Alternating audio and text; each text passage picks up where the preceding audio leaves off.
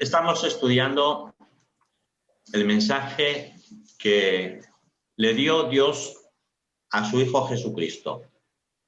Y Jesucristo, a su vez, lo transmitió por medio de un ángel al apóstol Juan, que estaba recluido, o dicho de otra manera, desterrado en la iglesia de Patmos. Juan lo escribió, vinieron personas de las 7 iglesias, recogieron el mensaje escrito y lo llevaron a sus respectivas iglesias. Las iglesias lo estudiaron, hicieron sus copias y después de casi 2000 años llega a nosotros completando los 66 libros de la Biblia con el nombre de Apocalipsis o Revelación.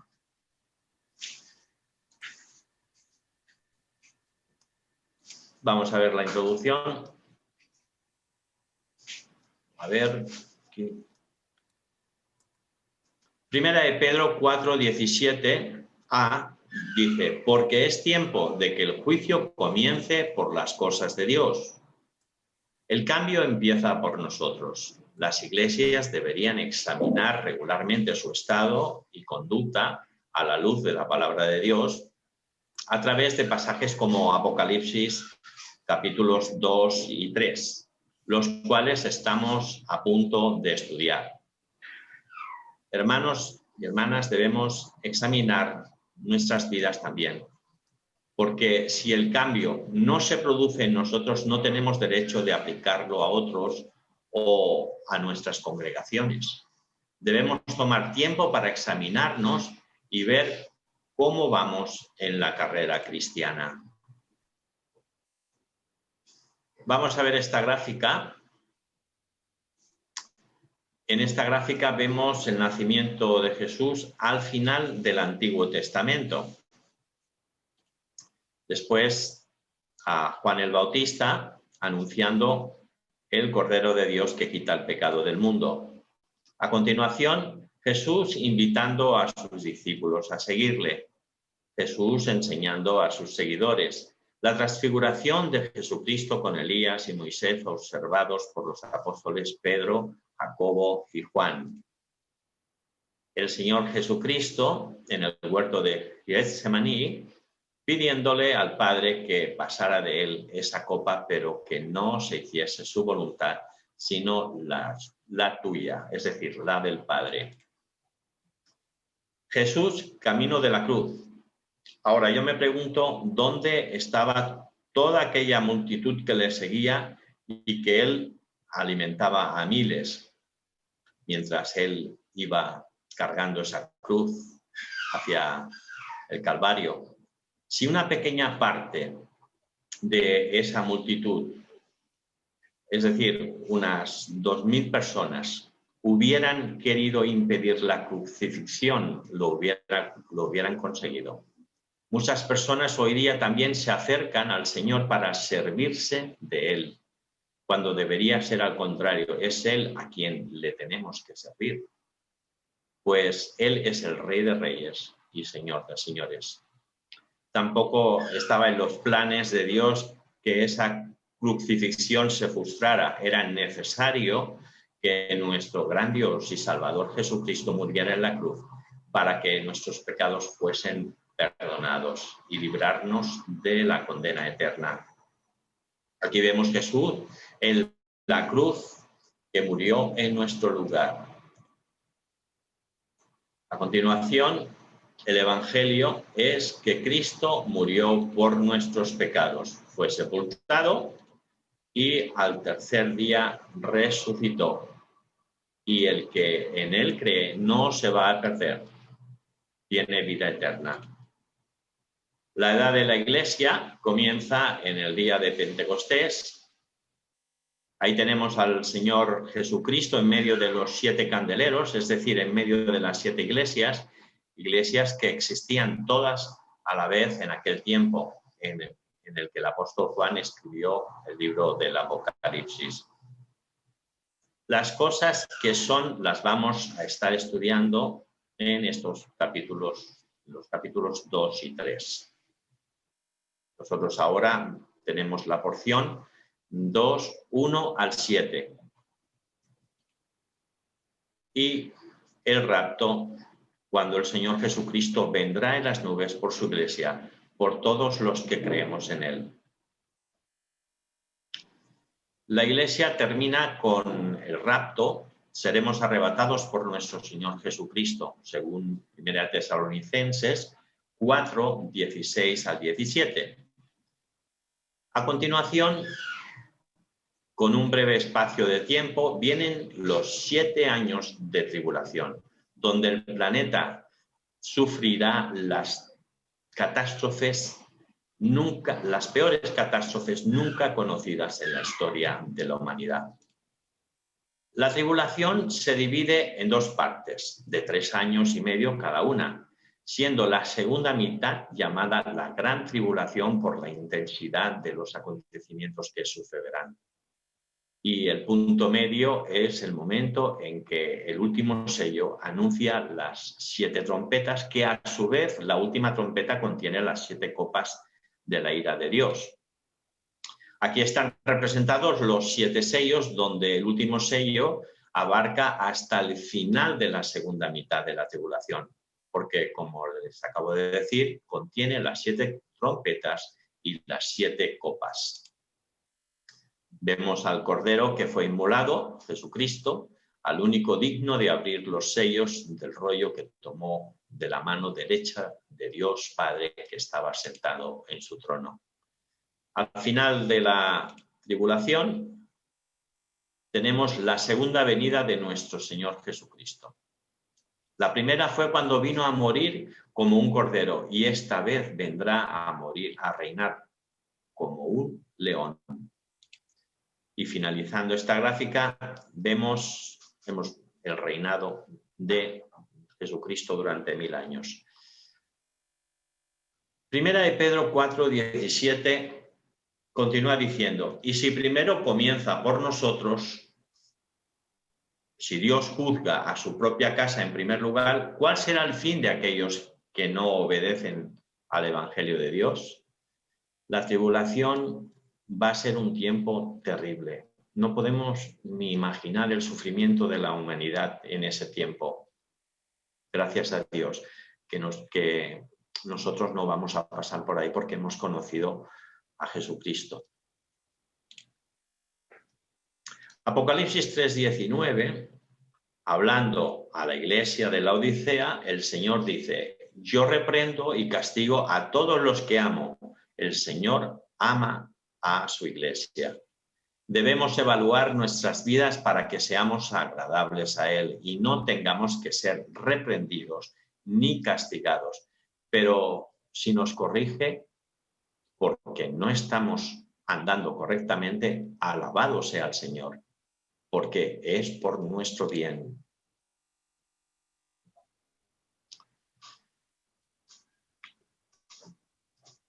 Vamos a ver cosas prácticas en esta sección. Lecciones sobre lo que debemos evitar y lo que debemos poner en práctica en nuestras vidas personales. En la iglesia, en la siguiente sección, Jesucristo evalúa 7 iglesias entonces existentes. En un sentido muy práctico, estas iglesias sirven para representar a todas las iglesias. Espero que podamos aprender de sus éxitos y fracasos. Aquí vemos un mapa de media Europa y medio Asia. Ven, aquí hay un puntito rojo en el mar Egeo. El punto rojo es donde está ubicada la isla de Patmos, muy cerca de las 7 iglesias que forman un círculo. Vamos a repasarlas. Éfeso, la iglesia de Éfeso, la podemos ver en Apocalipsis 2, 1 al 7, es la iglesia que vamos a estudiar en este momento. Hay 312 kilómetros desde la iglesia desde la isla de Patmos hasta Éfeso. Ahora esta ciudad se llama Selkuk. Yo iría por barco y carretera tardaríamos 8 horas y 49 minutos. Luego, Esmirna, Apocalipsis 2, 8 al 11. De Éfeso a Esmirna hay 79 kilómetros y se tarda 55 minutos en las carreteras de hoy. Es la única iglesia de las 7 cuya ciudad conserva su nombre en nuestros días. Luego tenemos la iglesia de Pérgamo, Apocalipsis 2, del 12 al 17. En el lugar de Pérgamo ahora se encuentra la ciudad de Bergama, situada a 105 kilómetros de Esmirna. Luego tenemos a Tiatira, Apocalipsis 2, 18 al 29. En el camino de Pérgamo a Sardis se encontraba la ciudad de Tiatira, a 85 kilómetros de Pérgamo. Actualmente es conocida con el nombre de Ak-Isar. Sardis, Apocalipsis 3, 1 al 6, está a 61 kilómetros al sur de Tiatira y esta ciudad en la actualidad es un pueblo llamado Sard.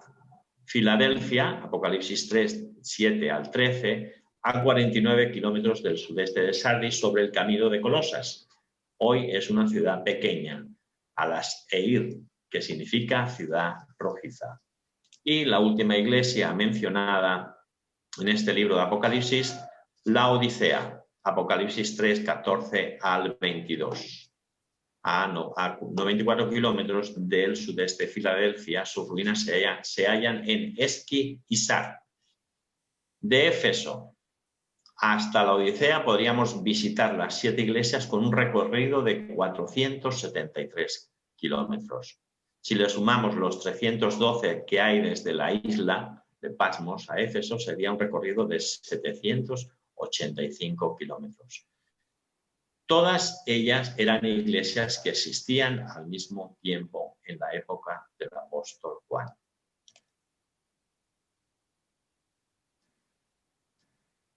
Continuamos.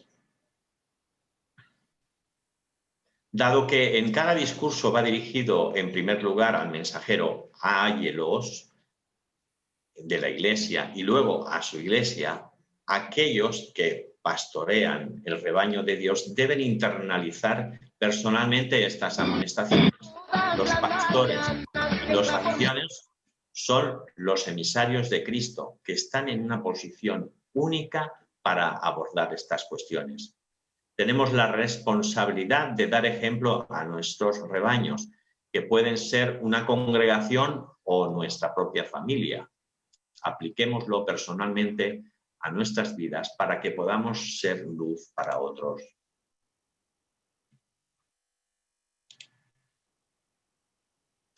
La iglesia, Éfeso es la iglesia ortodoxa, pero sin amor. En la enseñanza de hoy vamos a ver la iglesia de Éfeso, versículos 1 al 7 del capítulo 2. Apocalipsis 2, 1 al 7. La iglesia de Éfeso. La ciudad de Éfeso albergó un templo dedicado a la diosa Artemisa, o llamada también Diana, una estructura que fue considerada como una de las 7 maravillas del mundo antiguo. Éfeso había sido un importante centro comercial durante mucho tiempo y una ciudad de gran riqueza.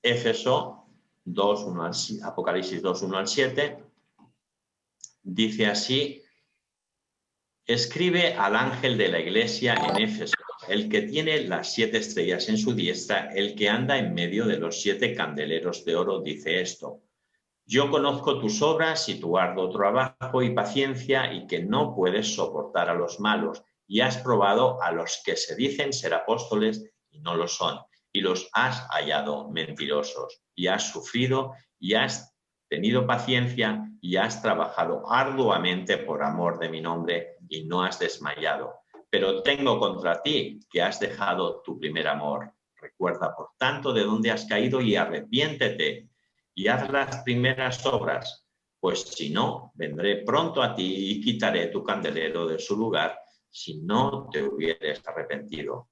pero tienes esto, que aborreces las obras de los nicolaitas, las cuales yo también aborrezco.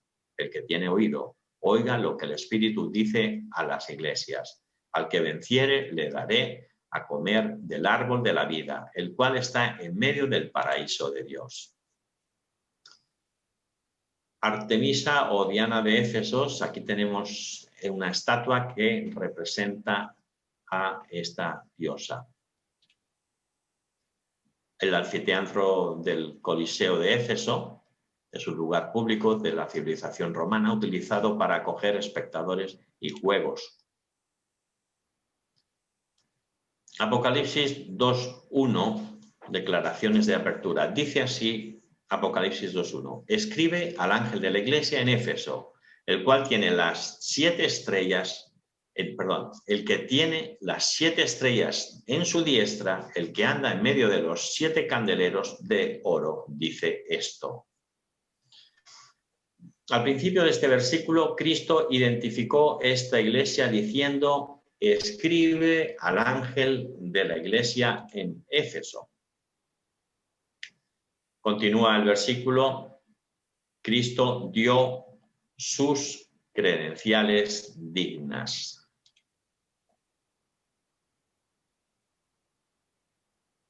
Apocalipsis 1:16. Regresando a la visión de Juan en el capítulo 1, Cristo afirmó que era Él el que tiene las 7 estrellas en su diestra. Discerniblemente, esta declaración describe su firme control sobre las iglesias y sus líderes. Él es la autoridad absoluta sobre todas las iglesias. Dice así, Apocalipsis 1:16, tenía en su diestra 7 estrellas, de su boca salía una espada aguda de 2 filos, y su rostro era como el sol cuando resplandece en su fuerza.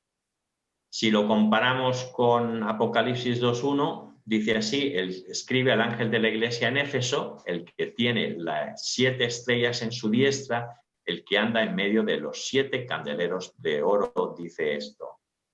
¿Quién es la autoridad en tu iglesia? Espero que sea Cristo, porque Él es el que tiene las 7 estrellas en su diestra. Él es la cabeza de la iglesia. Apocalipsis 1:13. El que anda en medio de los 7 candeleros de oro. Este comentario nos lleva fácilmente a entender que, dado que Él camina entre las iglesias, tiene conocimiento de primera mano de todo lo que se hace o no se hace. Dice así, Apocalipsis 1:13, y en medio de los 7 candeleros, a uno semejante al Hijo del Hombre, vestido de una ropa que llegaba hasta los pies y ceñido por el pecho por un cinto de oro. En Apocalipsis 2:1 podemos compararlo. Dice, escribe al ángel de la iglesia en Éfeso, el que tiene las 7 estrellas en su diestra, el que anda en medio de los 7 candeleros de oro, dice esto. O sea que Cristo está en medio de nosotros, está al control de todo lo que hacemos y no hacemos. Es la autoridad absoluta sobre todas las iglesias. Apocalipsis 2:1-3 y el versículo 6. Vemos en esta parte, vemos el elogio. Leamos 2:1-3 y el versículo 6, donde veremos el elogio que el Señor hace a las iglesias a la iglesia de Éfeso. Apocalipsis 2:1-3 dice, escribe al ángel de la iglesia en Éfeso, el que tiene las 7 estrellas en su diestra, el que anda en medio de los 7 candeleros de oro, dice esto, yo conozco tus obras y tu arduo trabajo y paciencia, y que no puedes soportar a los malos, y has probado a los que se dicen ser apóstoles y no lo son, y los has hallado mentirosos, y has sufrido y has tenido paciencia y has trabajado arduamente por amor de mi nombre y no has desmayado. Ahora el versículo 6 dice, pero tienes esto, que aborreces las obras de los nicolaitas, las cuales yo también aborrezco. Cristo tenía algo bueno que decir a la iglesia de Éfeso en estos versículos. Vamos a ver estos elogios punto por punto. Apocalipsis 2, del 2 al 3 y 6, el Señor empezó elogiando por su servicio en no menos de 7 áreas. Me salté. Aquí está. Apocalipsis 2:2, al principio dice, yo conozco tus obras. El Señor dijo que conocía su compromiso ministerial y obras.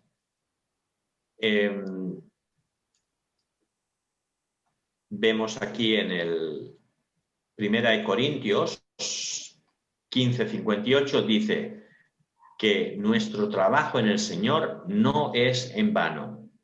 Así que, hermanos, sigamos adelante. Y en Gálatas 6:9 dice, no nos cansemos pues de hacer bien, porque a su tiempo segaremos si no desmayamos. No nos cansemos, hermanos. A veces la obra es difícil, pero sigamos adelante, fiel a nuestro Señor Jesucristo. Apocalipsis 2:2 continúa diciendo, yo conozco tu arduo trabajo. El Señor también estaba al tanto de su duro trabajo, incluso bajo intensa presión. En este mundo maligno y perverso, tenemos que ser fieles a Dios y eso representa trabajo. No es que sucede por sí solo, tenemos que ser diligentes y esforzarnos por servir al Señor en todo lo que Él nos manda. Apocalipsis 2:2 continúa diciendo, yo conozco tu paciencia. Ellos seguían firmemente confiando en Dios a pesar de las pruebas severas y continuas. Muchos de ustedes seguramente están pasando por dificultades. En la obra siempre hay dificultades. El enemigo a veces trae dificultades a nuestra iglesia y también a nuestras familias y a nosotros personalmente.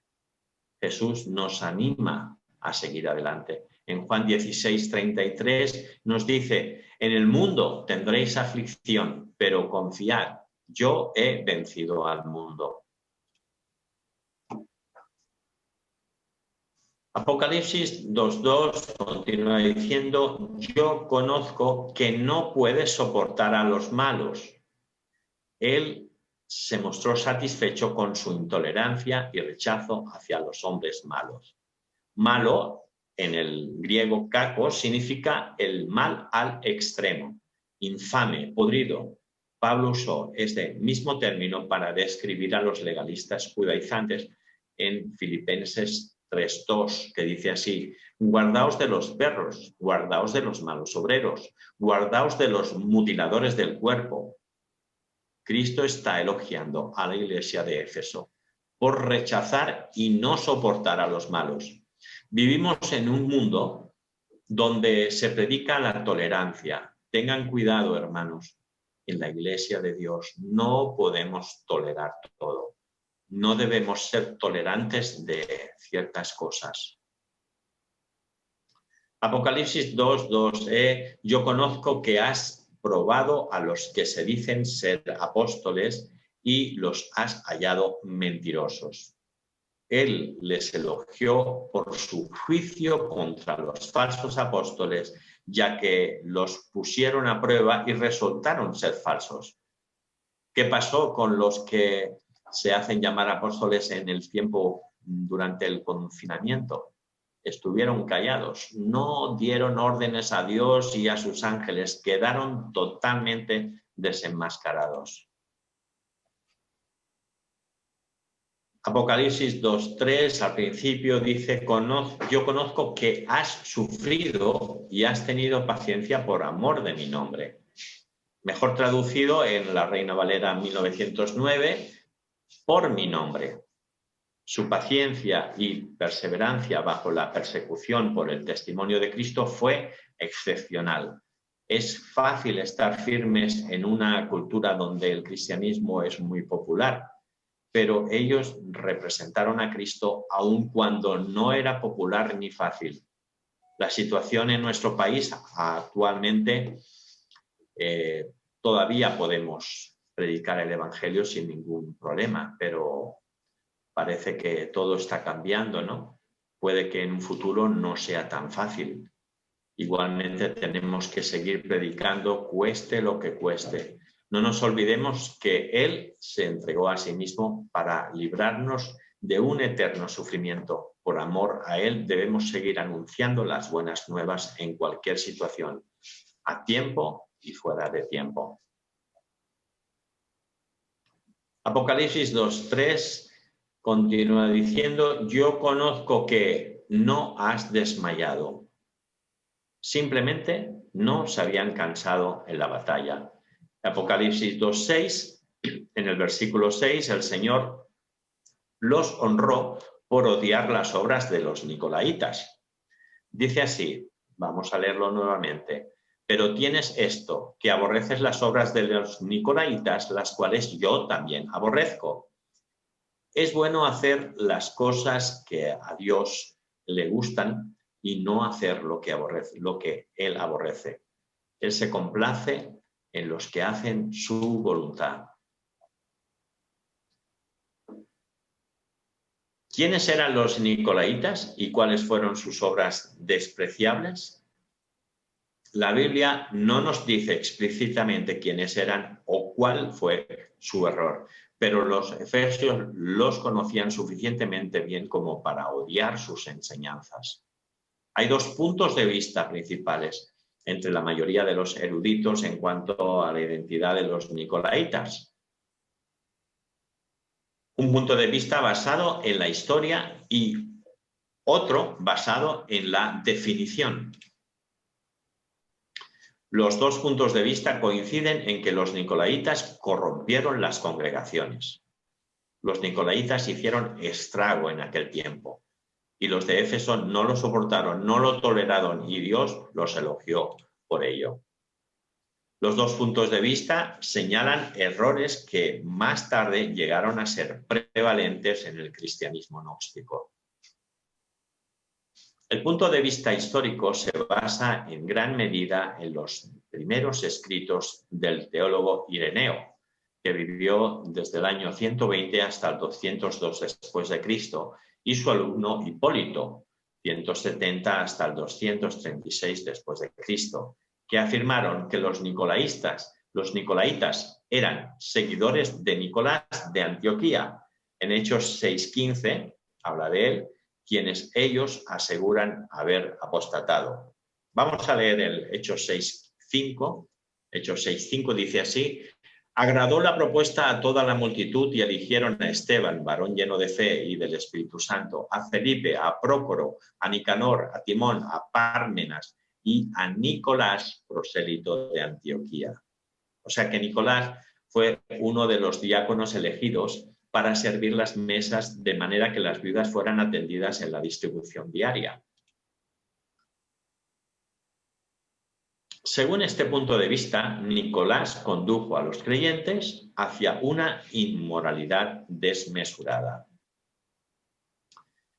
La mezcla de inmoralidad con religión era una práctica común entre las religiones gentiles. Hechos 15:20 dice: sino que se les escriba que se aparten de las contaminaciones de los ídolos, de fornicación, de ahogado y de sangre. ¿Se dan cuenta? Se aparten de fornicación. Esta enseñanza era una de las partes de la religiosidad de la zona y a veces adoptada por los creyentes. Y en Efesios 4:17 dice: esto pues digo y requiero en el Señor, que ya no andéis como los otros gentiles que andan en la vanidad de su mente, teniendo el entendimiento entenebrecido, ajenos a la vida de Dios por la ignorancia que en ellos hay, por la dureza de su corazón, los cuales, después que perdieron toda sensibilidad, se entregaron a la lascivia para cometer con avidez toda clase de impureza, mas vosotros no habéis aprendido así de Cristo. O sea que se endurecieron y cometieron toda clase de impureza. Tengamos nosotros cuidado de no caer en cosas como esas. Más adelante en la historia de la Iglesia, congregaciones enteras afectadas por el pensamiento gnóstico cayeron en la práctica del pecado sexual desenfrenado. ¿Ocurre esto hoy día? Ocurre, hermanos. ¿Cuántas veces hemos oído de pastores que caen en estas cosas, en estas tentaciones? Hasta el punto de que hay un dicho de que los pastores deben tener cuidado con las 3 Fs, con la fama, las finanzas y las faldas. El punto de vista basado en la definición se refiere al significado de la palabra griega Nicolaitas, en el griego Nicolaites. Esta es una palabra compuesta formada por Nico, conquistar o dominar, y laites, laicos o gente. En el lenguaje de hoy significa conquistar a la gente. Este punto de vista considera la división entre el clero y los laicos que comenzó temprano y se desarrolló a través de la historia de la Iglesia como las obras de los Nicolaitas. Marcos 10, 42 al 43 dice: Mas Jesús, llamándoles, les dijo: ¿Sabéis que los que son tenidos por gobernantes de las naciones se enseñorean de ellas y sus grandes ejercen sobre ellas potestad? Pero no será así entre vosotros, sino que el que quiera hacerse grande entre vosotros será vuestro servidor. Las enseñanzas de nuestro Señor Jesucristo eran totalmente opuestas a la jerarquía que promulgaban los nicolaitas. Juan 13, 12 al 16 dice: Así que después que les hubo lavado los pies, tomó su manto, volvió a la mesa y les dijo: ¿Sabéis lo que os he hecho? Vosotros me llamáis maestro y señor, y decís bien, porque lo soy. Pues si yo, el Señor y el Maestro, he lavado vuestros pies, vosotros también debéis lavaros los pies los unos a los otros. Porque ejemplo os he dado para que, como yo os he hecho, vosotros también hagáis. De cierto os digo, el siervo no es mayor que su Señor, ni el enviado es mayor que el que le envió. Tenemos que examinarnos y ver si esto hay en nuestras vidas personales y nuestras congregaciones. Y si no, para cambiarlo, ¿no? Que podamos hacer la voluntad de Dios, podamos ser servidores de nuestro gran Dios y Salvador Jesucristo y de todos su rebaño. No querernos poner por encima de ellos en eminencia, sino ser servidores de nuestra Iglesia. Basado en el significado de la palabra, los teólogos ven el establecimiento de una estructura jerárquica en la Iglesia y de la cadena de mando litúrgico en gran parte del cristianismo, habiendo sido la falsa doctrina de los nicolaitas. Un poco más adelante, en Apocalipsis 2:15, el Señor Jesucristo le dice a la iglesia de Pérgamo: y también tienes a los que retienen la doctrina de los nicolaitas, la que yo aborrezco. O sea que otra vez se repite que Dios aborrece esta doctrina en la iglesia. El gnosticismo, que invadió a la iglesia, mantenía una estructura jerárquica en sus enseñanzas de misterios ocultos. Esto afectó negativamente al cristianismo, ya que habían aquellos quienes entendían los misterios y aquellos que no. Este falso concepto creó divisiones dentro del cuerpo de Cristo. Esta forma de gobernarse también es la que utilizan los masones, utilizando grados de conocimiento. Y, por supuesto, la Iglesia Católica es un ejemplo de gobierno jerárquico. También hay muchas iglesias evangélicas que se rigen así, poniendo al pastor como una autoridad, siendo que el pastorado no es un título de mando, sino uno de los oficios correspondientes a los ancianos de la Iglesia. Estos dos errores, adoptados por los pensadores gnósticos, han causado estragos en un número incalculable de congregaciones a lo largo de la historia de la Iglesia. Bástate, dice así,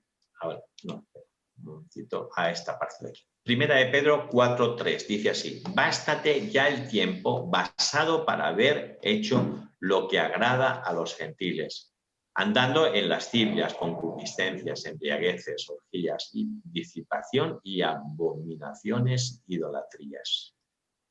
Aquí el apóstol Pedro habla en contra de la inmoralidad de la Iglesia. La tolerancia o la inmoralidad todavía existen en nuestras iglesias, algo que debemos erradicar. La excepción de la inmoralidad todavía existe. Perdón, la aceptación de la inmoralidad todavía existe. Tercera de Juan, versículos 9 y 10. La superioridad del clero en la Iglesia como ilustrados se ha extendido mucho en la actualidad. Dice así, tercera de Juan, versículos 9 y 10. Yo he escrito a la Iglesia, pero Diótrefes, al cual le gusta tener el primer lugar entre ellos, no nos recibe. Por esta causa, si yo fuere, recordaré las obras que hace parloteando con palabras malignas contra nosotros, y no contento con que quieren recibirlos, se lo prohíbe y los expulsa de tener diferentes niveles en las iglesias. Aceptar a los hermanos más humildes igual que a los que tienen dinero. Estas enseñanzas son bíblicamente inaceptables y es seguro decir que Cristo odia a ambas. Un resumen de los elogios. Según las apariencias, todas las apariencias, a esta iglesia, 2, conseguiría una calificación alta según la mayoría de las normas. Estaba terriblemente mal. En el versículo 4 veremos cuál era el problema de la iglesia de Éfeso, que eclipsaba los elogios anteriores. ¿Cuál era el pero que ensuciaba todo lo demás? Examinemos nuestras vidas a la luz de la palabra de Dios para que podamos mantener un testimonio digno del Evangelio de Cristo, que podamos brillar en este mundo maligno y perverso. Apocalipsis 2, 4 al 5, la reprensión. Hemos visto los versículos 1 al 3 y también el 6, pero ¿qué de los versículos 4 y 5? Recuerden que este pasaje es de parte del que anda en medio de los candeleros de oro. Es un mensaje personal de Jesucristo a la Iglesia. No hay nada oculto a los ojos de Él. Él lo ve todo y Él percibe todo hasta lo más profundo de nuestros corazones.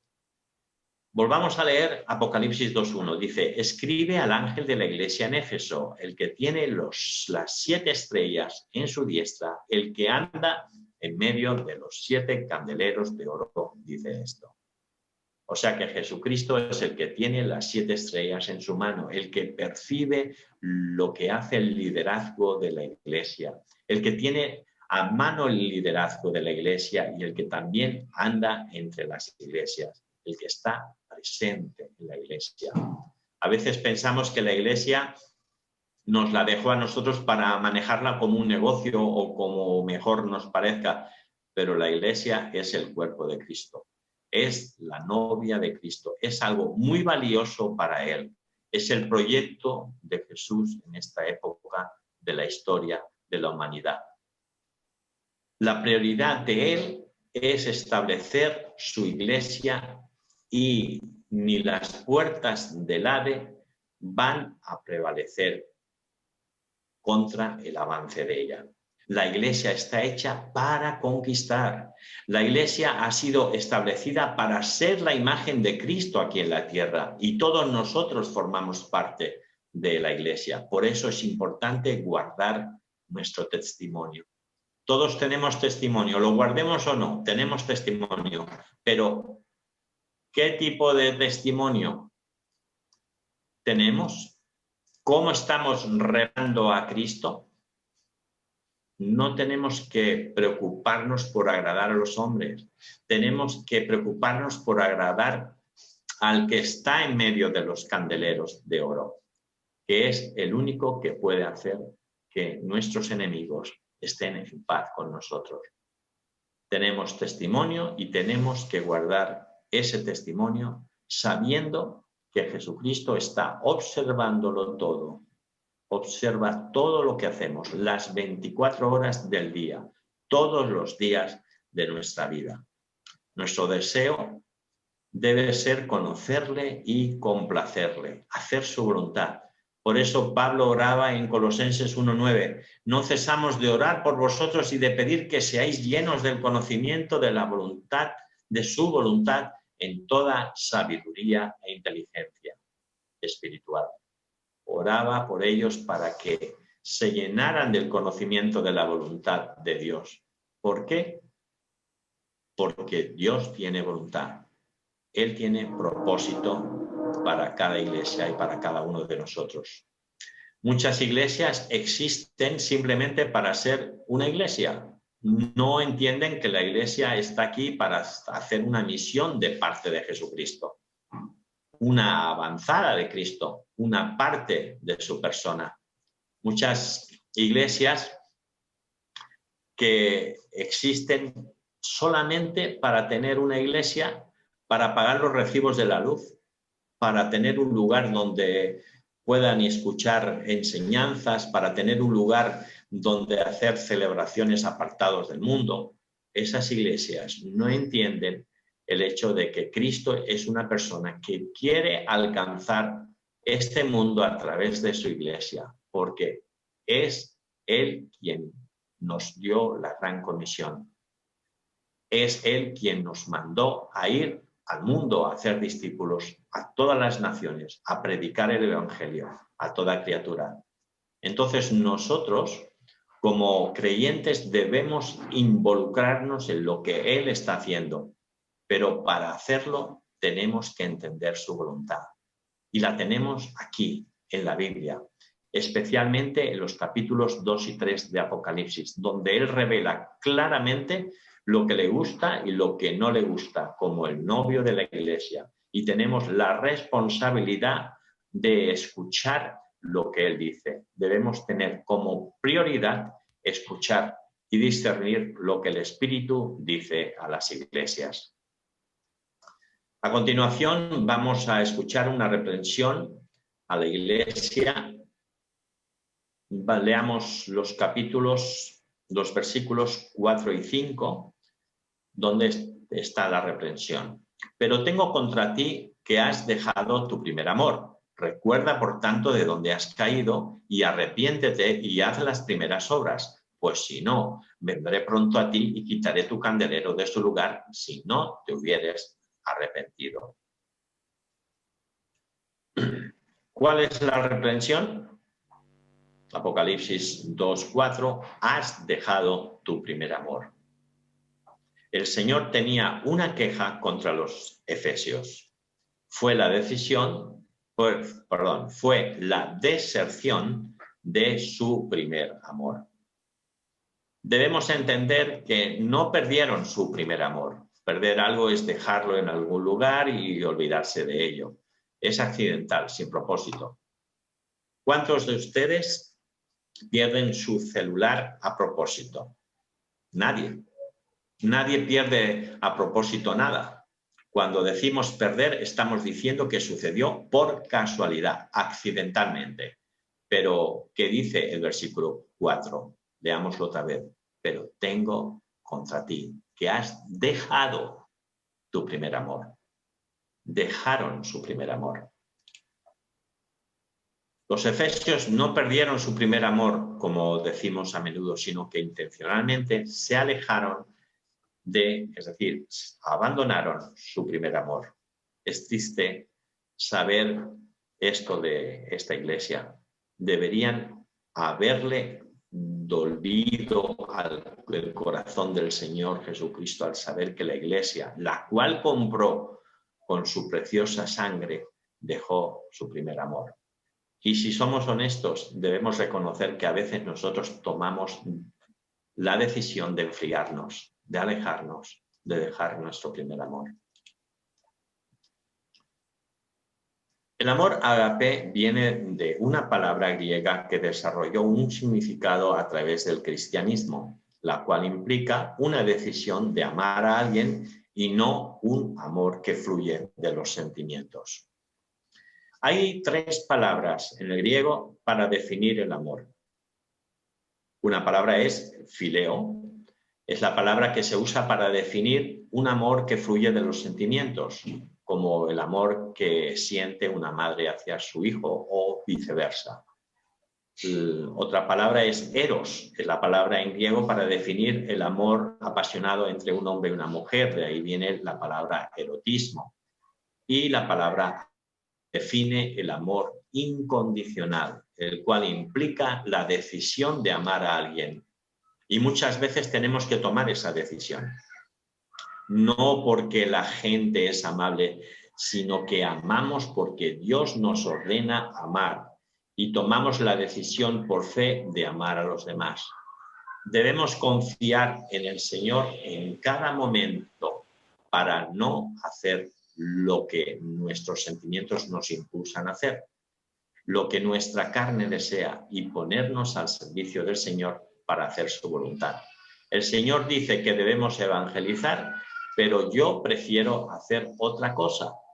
Entonces debemos decirle al Señor: en ti estoy confiando, no quiero ir a evangelizar, pero sé que es importante, sé que tú quieres que lo haga. Entonces, por fe, confiando en ti, voy a salir a evangelizar.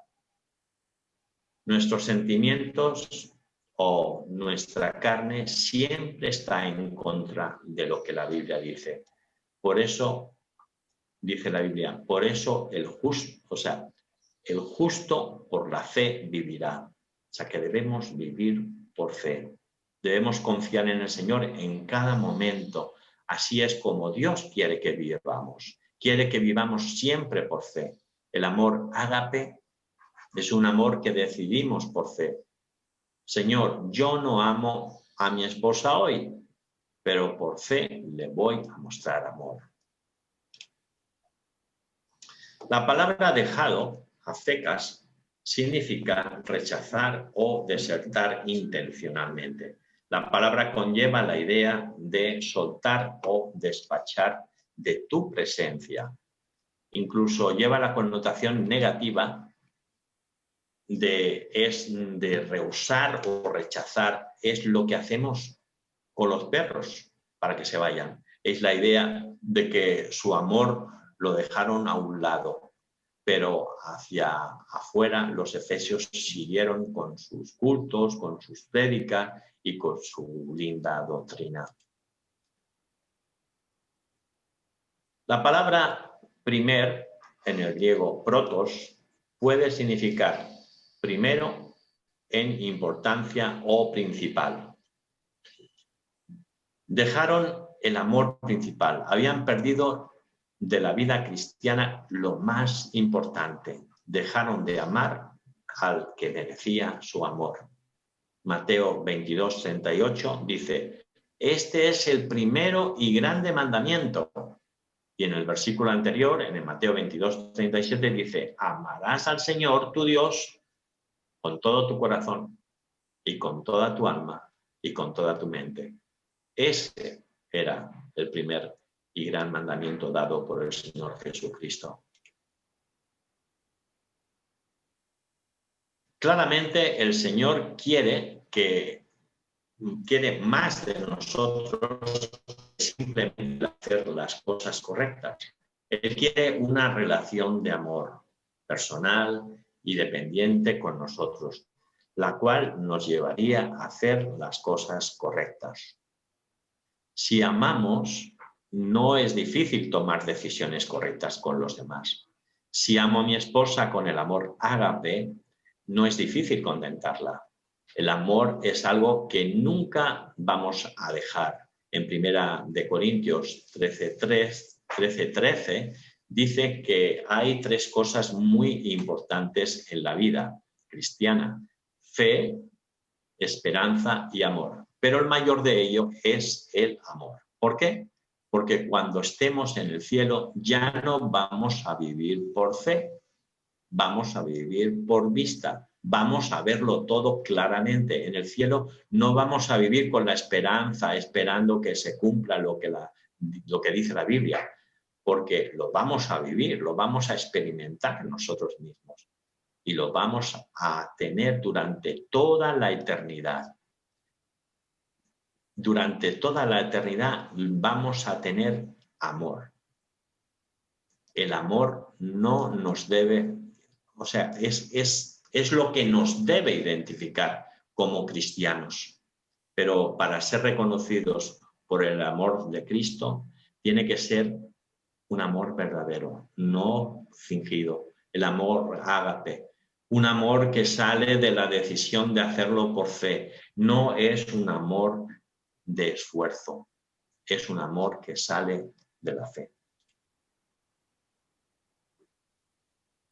Todas sus actividades bien intencionadas se estaban convirtiendo en un sustituto de la verdadera comunión personal o del amor relacional. Eran como robots.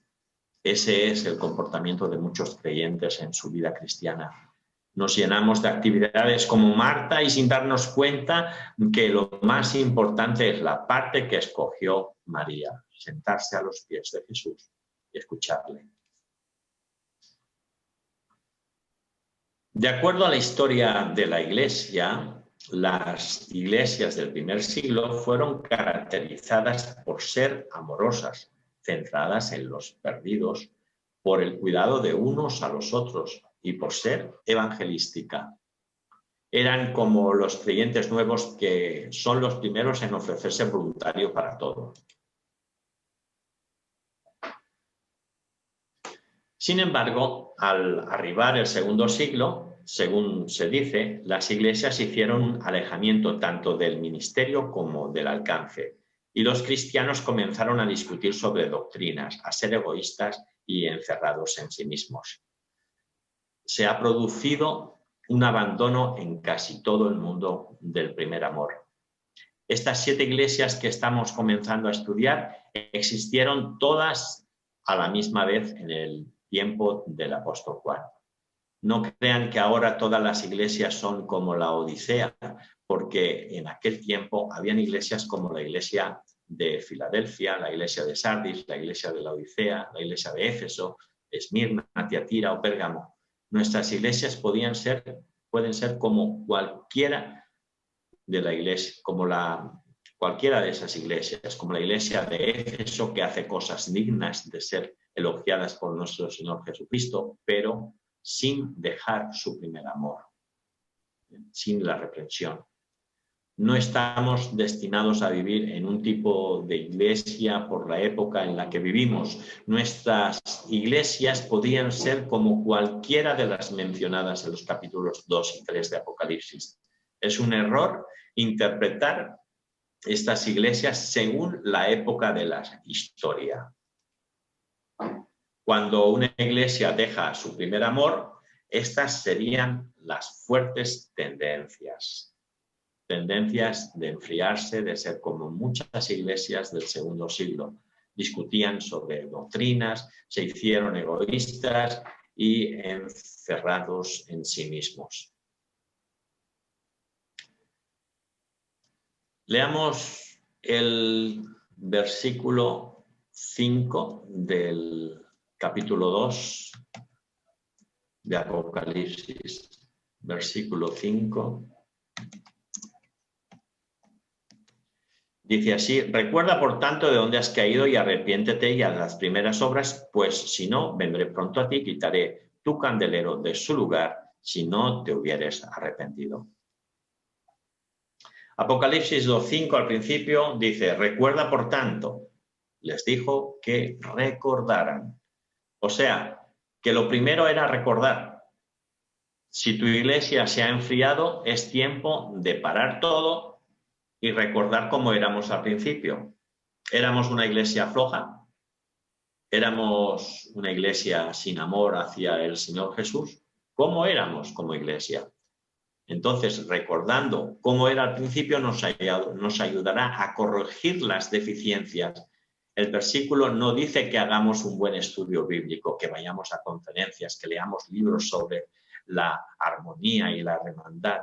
No dice nada de esto, sino que dice: vuelvan a como era antes. Piensen en cómo era al principio.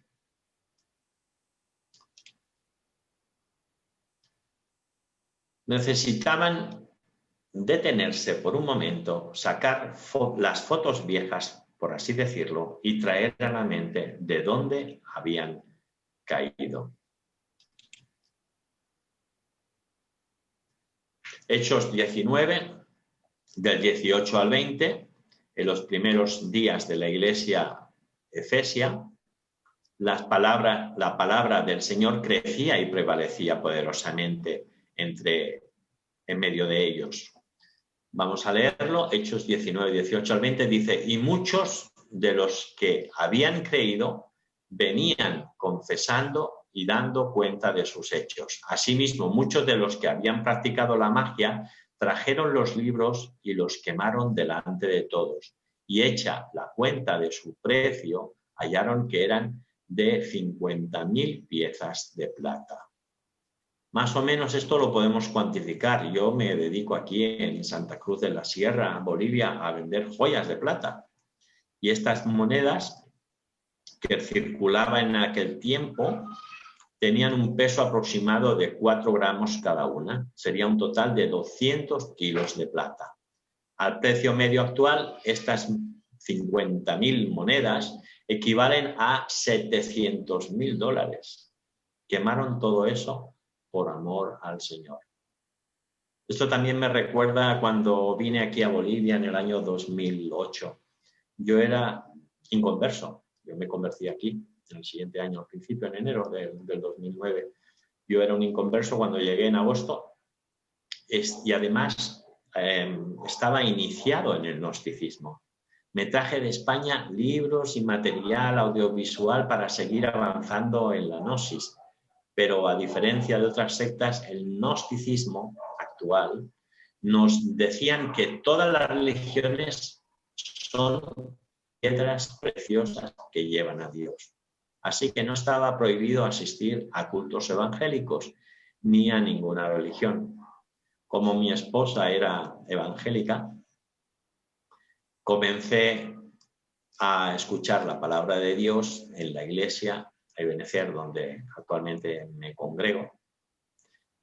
Y fue allí, a la luz de la palabra de Dios, que me di cuenta de que la doctrina que había comenzado en Barcelona, el gnosticismo, era abominable para Dios.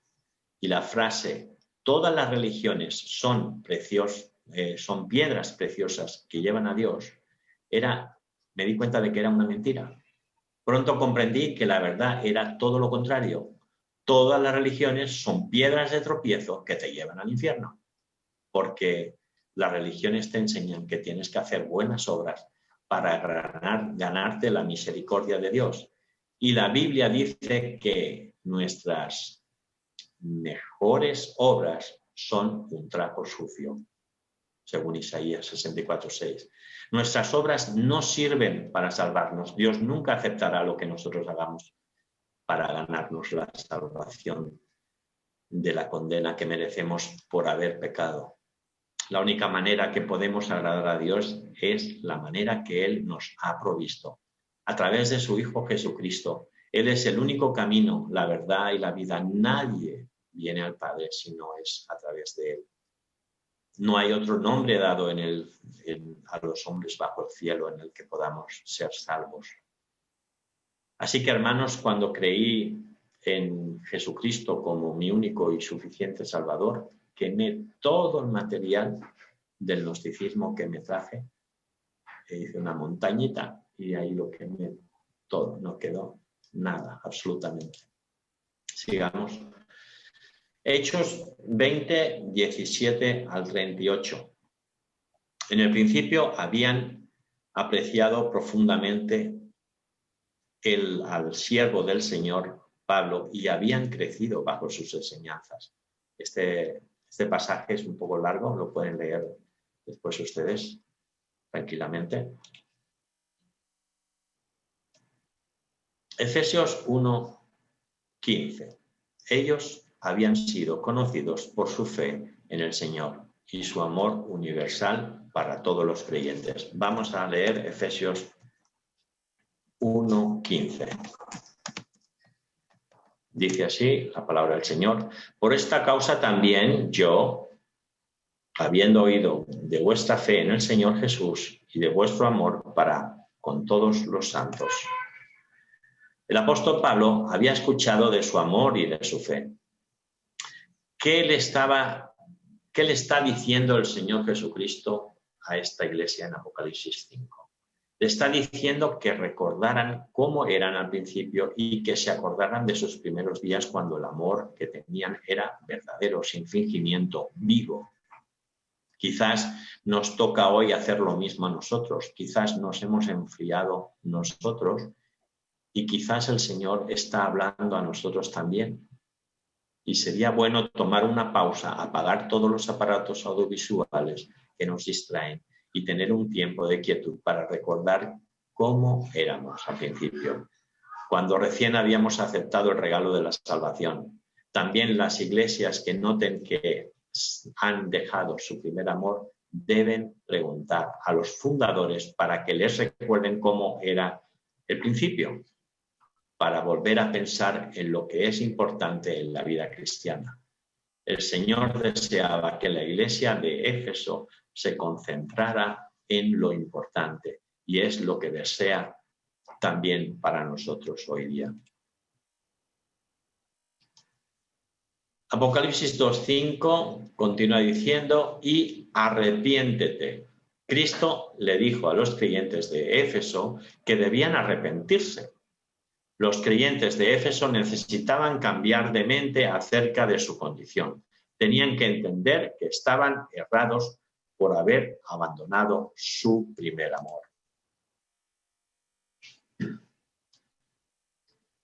Además de recordar y arrepentirse, el Señor Jesús les mandó que hicieran una tercera cosa. Dice así: y haz las primeras obras. Por último, Cristo mandó a los creyentes en Éfeso a volver a lo que hicieron en el principio.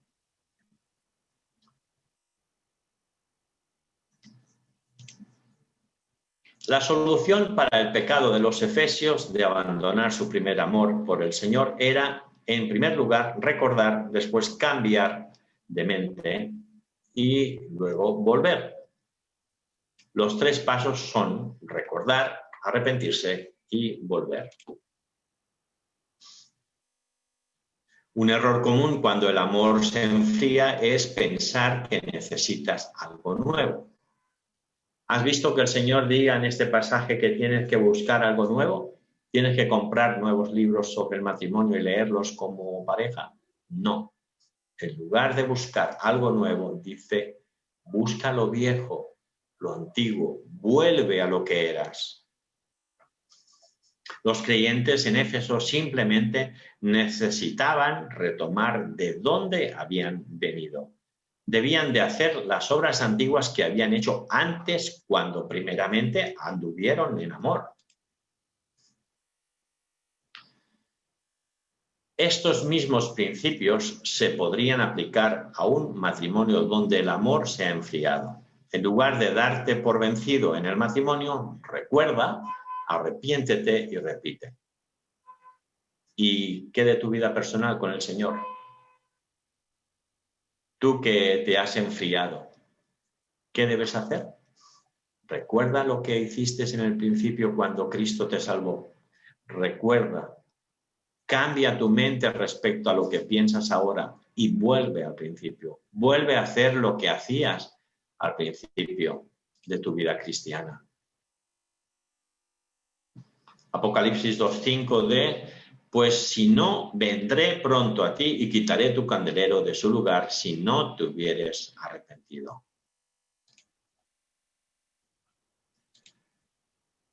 El Señor tomó tanta seriedad acerca de esto que estaba dispuesto a remover su candelero. ¿Recuerdan que él estaba en medio de los 7 candeleros? Tenía en su mano las 7 estrellas, es decir, los líderes de las iglesias.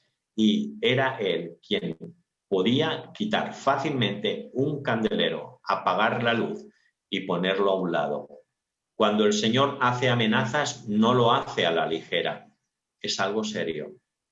Y si en tu matrimonio no estás bien, es algo serio. La luz se puede apagar. Y si en tu vida cristiana no estás bien, es también algo serio. La luz se puede apagar. Y si tu iglesia, como la iglesia de Éfeso, con todo el orden menos corazón de amor, corazón y amor, es tiempo de considerarlo seriamente, porque el Señor es capaz de dejar que tu iglesia sea como las iglesias de Turquía, que la mayoría ya no existen, son mezquitas de los musulmanes ahora. Si Cristo quitara su candelabro, según la Biblia de las Américas, la iglesia en Éfeso dejaría de existir por completo o simplemente llegaría a ser tan oscura que dejaría de tener algún impacto en el mundo perdido alrededor de ella y se consumiría. Sería muy trágico. Sería triste tener una iglesia así. Seguramente en el país que vivimos hay iglesias que son nada más que un edificio sin nada dentro, donde una vez hubo gente. ¿Qué sucedió? El diablo, dicen muchos. No era el diablo, era el primer amor que lo habían dejado. Y eso nos puede pasar a cualquiera de nosotros. Podemos llegar a ser muy fríos, calculadores, muy técnicos y podemos reemplazar el amor de Cristo con algo como un ejercicio académico. No dejemos que suceda eso. Con esto no estamos diciendo que no estudiemos, que no enseñemos la doctrina, todo lo contrario. Debemos enseñar la palabra de Dios, pero no debemos olvidarnos de nuestro primer amor. En ningún momento. Es la base de nuestra vida cristiana. Es lo más importante. Sin el amor, nada tiene sentido. Todo se arruina.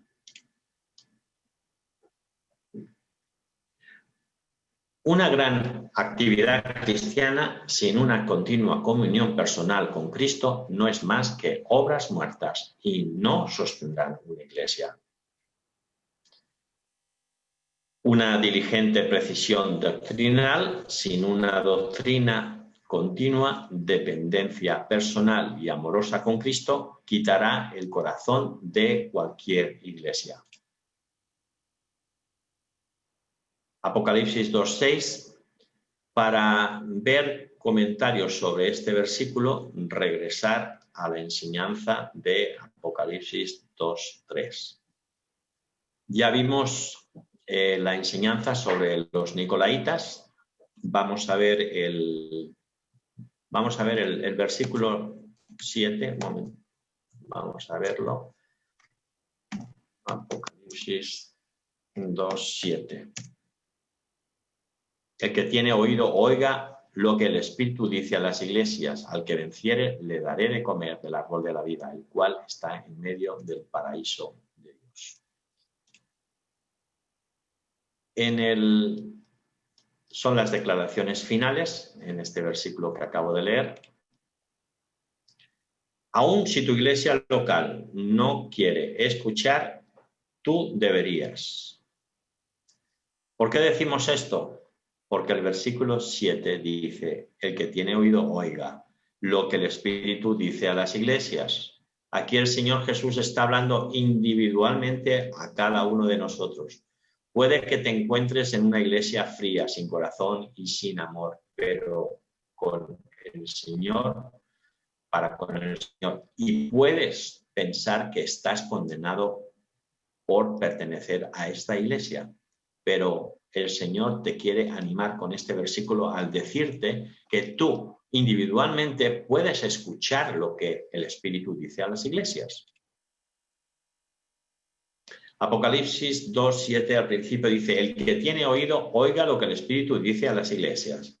La exhortación de Cristo, en este caso, es al individuo de escuchar la indicación del Espíritu Santo a través de la palabra escrita de Dios. O sea, que escuche con atención, atiende lo que el Espíritu dice a las iglesias.